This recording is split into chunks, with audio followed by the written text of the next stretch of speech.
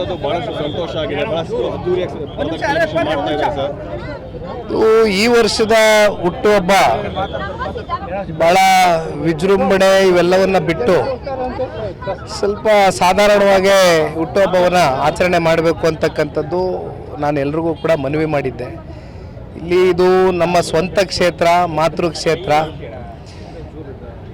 ಕಳೆದ ಚುನಾವಣೆಗಳಲ್ಲಿ ಸೋತಿರ್ಬೋದು, ಆದರೆ ಯಾವತ್ತಿಗೂ ಕೂಡ ರಾಮನಗರ ವಿಧಾನಸಭಾ ಕ್ಷೇತ್ರ ಸನ್ಮಾನ್ಯ ಕುಮಾರಣ್ಣ ಅವ್ರಿಗಾಗಲಿ ನನಗಾಗಲಿ ಹೃದಯದಲ್ಲಿ ಜನ ಒಂದು ಸ್ಥಾನ ಕೊಟ್ಟಿದ್ದಾರೆ. ಆ ಸ್ಥಾನ ನಾವು ಕೂಡ ಜನತೆಗೆ ಭಾಳ ಗೌರವಪೂರ್ವಕದಿಂದ ಕೊಟ್ಟಿದ್ದೀವಿ. ಹಾಗಾಗಿ ಇವತ್ತು ವಿಶೇಷವಾಗಿ ಚಾಮುಂಡಿ ತಾಯಿಯ ಒಂದು ದರ್ಶನ ಪಡ್ಕೊಂಡು ಹೋಗ್ತಕ್ಕಂಥದ್ದಕ್ಕೆ ಬರ್ತೀನಿ ಅಂತಕ್ಕಂಥದ್ದು ಒಂದೇ ಮಾತು ಹೇಳಿದ್ಬಿಟ್ರೆ ಬೇರೆ ಎಲ್ಲ ಕಾರ್ಯಕರ್ತರು, ಮುಖಂಡರುಗಳು ಅವರು ಅಭಿಮಾನ, ಅವ್ರ ಪ್ರೀತಿ ತೋರಿಸಿದಂಥ ಸಂದರ್ಭದಲ್ಲಿ ನಾವು ತಲೆ ಬಾಗಬೇಕಾಗ್ತದೆ. ದೊಡ್ಡ ಮಟ್ಟದಲ್ಲಿ ಚರ್ಚೆ ಆಗ್ತಿದೆ ಸರ್. ಕುಮಾರಣ್ಣ ಅವರು ಮತ್ತೆ ರಾಜ್ಯ ರಾಜಕಾರಣಕ್ಕೆ ಬರ್ತಾರೆ, ಮೊನ್ನೆ ಕೂಡ ಅವ್ರು ಹೇಳಿದ್ದಾರೆ, ಜನ ಆಕ್ಷೇಪ. ಕುಮಾರಣ್ಣ ಅವರು ರಾಜ್ಯ ರಾಜಕಾರಣಕ್ಕೆ ಬರ್ತಕ್ಕಂಥದ್ದು ಅನಿವಾರ್ಯ. ಈ ರಾಜ್ಯ ಬಹುಶಃ ಕುಮಾರಣ್ಣನಂತಕ್ಕಂಥ ಒಂದು ನಾಯಕ, ಅವರ ನಾಯಕತ್ವದಲ್ಲಿ ಆಗಿರ್ತಕ್ಕಂಥ ಕಾರ್ಯಕ್ರಮಗಳು, ಯೋಜನೆಗಳು ಇವತ್ತಿಗೂ ಕೂಡ ಮನೆ ಮನೆ ಮಾತಾಗಿದೆ.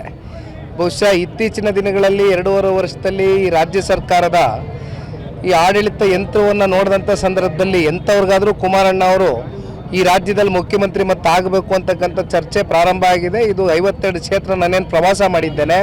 ಆ 52 ಕ್ಷೇತ್ರದ ಪ್ರವಾಸದ ಸಂದರ್ಭದಲ್ಲೂ ಕೂಡ ಜನಸಾಮಾನ್ಯರು ಮಾತನಾಡ್ತಾ ಇರ್ತಕ್ಕಂಥ ವಿಚಾರಗಳು 100ಕ್ಕೆ 100ರಷ್ಟು ಕುಮಾರಣ್ಣ ಅವರು ರಾಜ್ಯಕ್ಕೆ ಬಂದೇ ಬರ್ತಾರೆ, ಟೈಮ್ ಬಂದಾಗ ಬರ್ತಾರೆ. 2028ಕ್ಕೆ ಜನತಾದಳ ಪಕ್ಷ ಸನ್ಮಾನ್ಯ ಕುಮಾರಣ್ಣ ಅವರ ನಾಯಕತ್ವದಡಿ ರಾಜ್ಯದಲ್ಲಿ ಚುನಾವಣೆ ನಡೆಯುತ್ತೆ. ನಿಖಿಲ್ ಅವರು ಮಂಡ್ಯದಲ್ಲಿ ಮನೆ ಮಾಡ್ತಾ ಇದ್ದಾರೆ, ಎಲ್ಲೆಲ್ಲಿ ಮನೆ ಮಾಡಿಸ್ತೀರಿ? ಅದೆಲ್ಲ ಅದ್ಯಾವುದೋ ಮೈಸೂರಿನಲ್ಲಿ ಚಾಮರಾಜ ಅಂತೀರಿ. ಸಂಬಂಧ ಏನಿದೆ ರೀ ನನಗೂ ಆ ಕ್ಷೇತ್ರಕ್ಕೂ? ಮಂಡ್ಯದಲ್ಲಿ ಎಲ್ಲೂ ಏನೂ ಇಲ್ಲಪ್ಪ. ಮಂಡ್ಯದಲ್ಲಿ ಜನನೇ ನಮಗೆ ಹೃದಯದಲ್ಲಿ ಒಂದು ಮನೆ ಮಾಡಿಕೊಟ್ಟವ್ರು, ಅದಕ್ಕಿಂತ ಮನೆ ಬೇಕಾ ನಡಿಗುರು.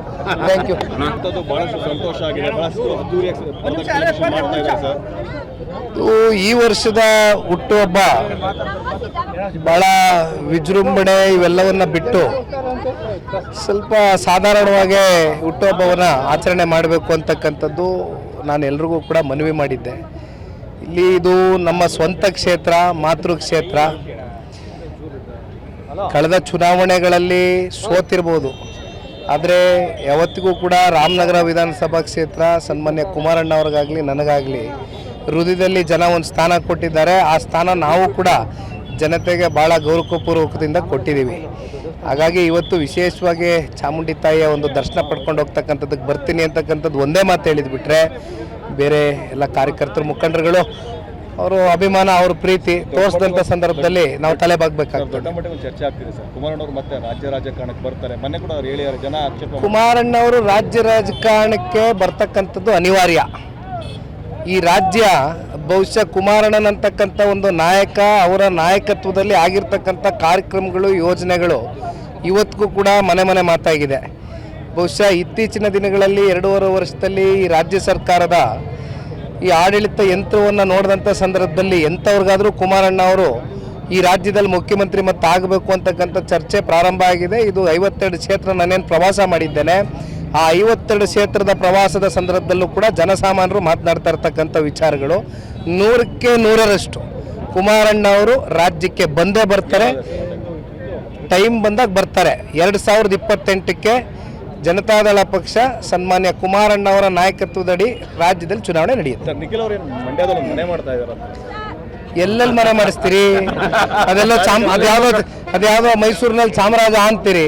ಸಂಬಂಧ ಏನಿದೆ ರೀ ನನಗೂ ಆ ಕ್ಷೇತ್ರಕ್ಕೂ? ಮಂಡ್ಯದಲ್ಲಿ ಎಲ್ಲೂ ಏನೂ ಇಲ್ಲಪ್ಪ. ಮಂಡ್ಯದಲ್ಲಿ ಜನನೇ ನಮಗೆ ಹೃದಯದಲ್ಲಿ ಒಂದು ಮನೆ ಮಾಡಿಕೊಟ್ಟವ್ರು, ಅದಕ್ಕಿಂತ ಮನೆ ಬೇಕಾ ನಡಿಗುರು.